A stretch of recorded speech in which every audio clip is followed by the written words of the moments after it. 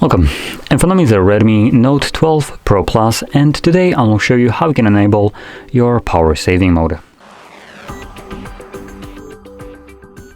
So to get started, simply pull down your notifications by swiping down and locate the power saving toggle.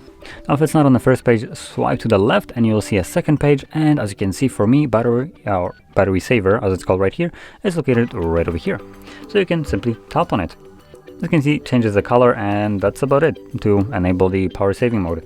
Now, before you go on your merry way, I'm just going to quickly mention a couple of the changes that might happen, which might concern you. So typically, power saving mode will turn off Wi-Fi and mobile data when the device is not being used, so in this kind of state.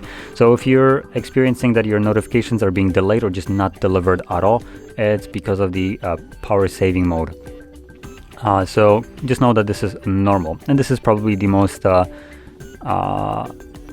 like annoying option right here that you might encounter. Rest of the things will obviously save your battery, but won't be as intrusive as this single option.